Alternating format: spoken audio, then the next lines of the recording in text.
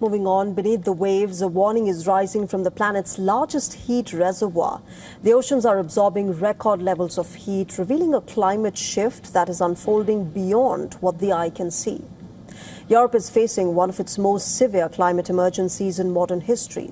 Over 2,000 deaths reported as Spain and France face record temperatures. In fact, it has overwhelmed healthcare systems, strained electricity and water supplies, and disrupted daily lives across several countries. Now, scientists are tracking a dangerous signal from the deep waters that could affect the weather, ecosystems, and billions of lives. The world's oceans have recorded their hottest June ever, with average sea surface temperatures reaching record levels. Scientists say that the rise reflects the continuing impact of climate change, with warming oceans becoming a major indicator of a changing planet. The heat is not staying at the surface. Warmer oceans can disturb marine ecosystems, damage coral reefs, and put pressure on fish populations that communities depend on for food and livelihoods. But the consequences stretch far beyond the coastline. Hotter oceans can fuel stronger storms by providing more energy to weather systems. In fact, they can also influence rainfall patterns, creating uncertainty for regions that are already facing extreme weather. Scientists are also watching the developing El Nino pattern closely, which is a natural climate phenomena that is linked to warmer Pacific Ocean temperatures. El Nino can disrupt global weather patterns, affecting rainfall, storms, and temperatures across different continents. An El Nino trend is to weaken the monsoon. India's weather department says that it is likely to see below average monsoon rainfall in July this year, after logging its fifth driest June since records began back in 1901. The monsoon delivers about 70% of the annual rain to replenish crucial water sources in the nearly $4 trillion economy, where, remember, almost half of farmland lacks irrigation and about half the population earns its livelihood from farming. Pakistani Field Marshal Asim Munir and his Prime Minister Shehbaz Sharif are facing growing pressure as protests across Pakistan-occupied Kashmir continue despite an extensive crackdown by the authorities. The latest move to arrest Shaukat Nawaz Mir, a prominent voice in the region and a senior leader of the Joint Awami Action Committee, or the JAAC, has led to deep anger among the locals. As per reports, Mir was detained in a coordinated operation involving intelligence agencies, the local police and the Pakistan Rangers before being shifted to Rawalpindi. The arrest reflects a shift in Islamabad's strategy.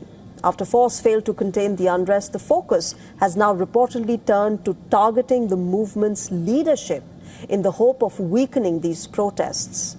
So far, over 600 JAAC leaders and workers have been arrested across the region under the Pakistani administration's massive crackdown on the demonstrators. Protesters have accused the Pakistani military of dropping explosive drones on peaceful rallies. Pakistan's National Assembly opposition leader Mahmood Khan Ashaqzai compared this suppression and reported killings in Pakistan-occupied Kashmir with the Jallianwala Bagh massacre by the British in 1919. Bismillah, गोलियां चलान कितने लोगों को मार 18 यूं को अपने मार दे अल्लाह के मेरे कश्मीर जैसे सेंसिटिव इलाके 18 इंसानों को अपने मार दे अब अगर और मारोगे ठीक है एक और जगह बाग से एक और जगह वाला बाग बना दो. Earlier at a rally, Aman Khan, a senior JAAC leader, had sent a strong message to Asim Munir, telling him that Pakistan-occupied Kashmir is not part of Pakistan. Listen in. Kashmir Pakistan का हिस्सा नहीं है. कश्मीर पाकिस्तान की रियासत का हिस्सा नहीं है.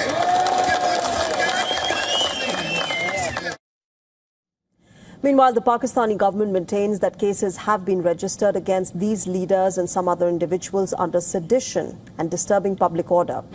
But the JAC and its supporters reject these allegations as political vendetta and maintain that their movement is based on a peaceful struggle for public rights and constitutional demands. They say that the government is resorting to legal action to suppress dissent. Over the past several months, the region has witnessed allegations of heavy-handed action against the demonstrators, including detentions, the use of force and intimidation. However, instead of discouraging the protesters, these measures are said to have strengthened public resolve, with demonstrations continuing across the region. The JAC has maintained that the movement is driven by the people and not by any one individual. The organization has declared that the protests will continue even if its leaders are arrested. At the same time, several protest leaders are reportedly being booked under Pakistan's anti-terrorism laws. The protesters have primarily been demanding wheat subsidies, affordable electricity, and an end to what they describe as the exploitation of the region's natural resources. They say that none of these demands has been meaningfully addressed so far. Now, amid this, Pakistan is attempting to build an international narrative around the Indus Waters Treaty, which, remember, India had put in abeyance after the Pakistan-backed Pahalgam terror attack. It seems like an attempt to divert attention from Pakistan's own internal challenges, including the continuing unrest in POK and the country's economic difficulties.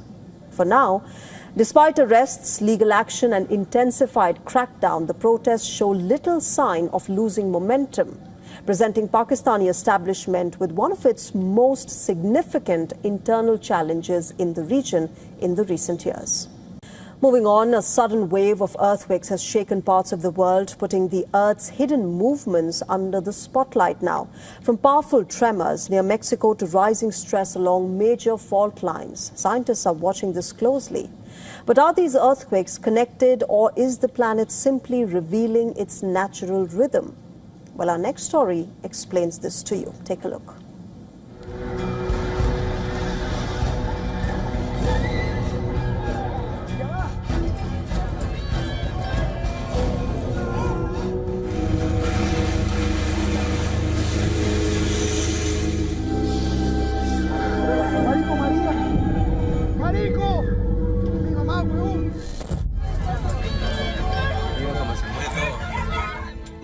The crisis began in Venezuela, where a rare and devastating double earthquake struck a week ago. Striking mere 39 seconds apart, twin quakes measuring magnitudes of 7.2 and 7.5 ripped through the north-central region. The quakes caused widespread destruction. Nearly 2,000 people have died, over 10,000 injured, and thousands still remain missing.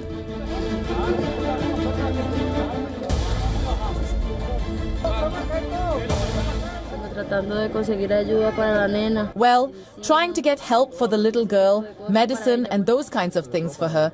We have a lot of coughing because of the weather, the dust. We live on bare ground. We have to sleep outdoors because, well, we live near some buildings. So we're very on edge that something could happen again.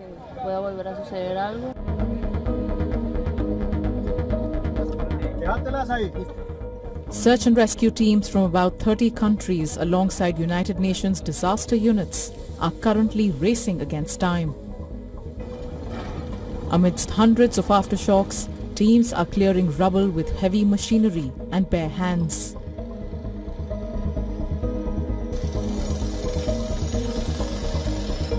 There were many people running when the earthquake hit. Bodies were lying in the streets. I was with my children and decided to get them out of there first. There have been several aftershocks since, and we can feel them even here.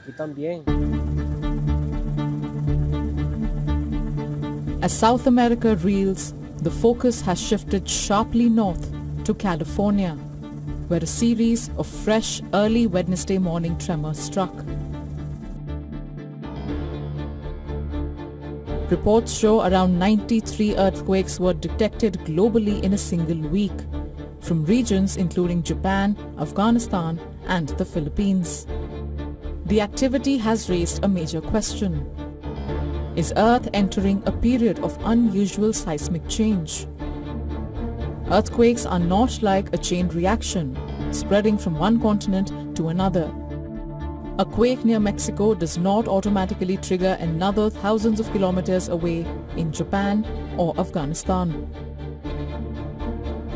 Their goal is not to predict the exact moment the ground will move, but to understand patterns, improve warnings and reduce risks. The recent quakes are a reminder that the Earth is a dynamic planet. Its surface may look stable, but deep below, powerful forces are always at work. Bureau Report, WION World is One. All right, moving on to other updates now. Iran has vowed to retaliate against those that it holds responsible for the killing of its late supreme leader, Ayatollah Ali Khamenei, and other Iranians in the US-Israeli strikes. The warning came as Tehran resumes indirect talks with the United States and Qatar. Both sides are expected to discuss regional security and the Strait of Hormuz. Iran's Supreme National Security Council said that the case of Khamenei's killing remains open at the moment. It warned that the commanders and perpetrators would face justice in due time. Khamenei's funeral is expected to be one of the largest state ceremonies in Iran's history. The late Iranian supreme leader was assassinated on the 28th of February this year, and now the funeral will run from the 4th till the 9th of July across Iran and Iraq. At the same time, another round of indirect US-Iran talks has begun in Doha. According to Al Arabiya, citing unnamed sources, Iran is expected to receive $3 billion in frozen assets by the end of the week, although there is no confirmation of it. The transfer is reportedly part of an interim understanding. US President Donald Trump has hailed the progress of these talks, saying that there has been very good meetings. Denuclearization of Iran is moving along well. They've had very good meetings, and we'll see. We hit them very hard for 3 nights, as you know, but we're getting along very well. Well, I think they've come a long way. We hit them very hard last week. I think they're fine. Now, Iranian officials, including President Masoud Pezeshkian, have repeatedly argued that negotiations can ease economic pressure despite sanctions and military tensions. However, Washington is expected to demand strict safeguards. American officials want to ensure the funds are not used for military activity or support for Iran's regional allies. Iran's top negotiator, Mohammad Baghir Ghalibaf, has said that the current meetings are only meant to implement the existing Memorandum of Understanding. At the moment, we are coordinating and holding discussions to ensure those are fulfilled. I will explain further later. Until those commitments are in place, we will not move on to the remaining provisions at all. The talks are based on a 14-point interim accord that was signed last month. The agreement was meant to halt the war, which began with the US-Israel strikes in February. It also aimed to reopen the Strait of Hormuz and launch a 60-day process for a permanent peace deal.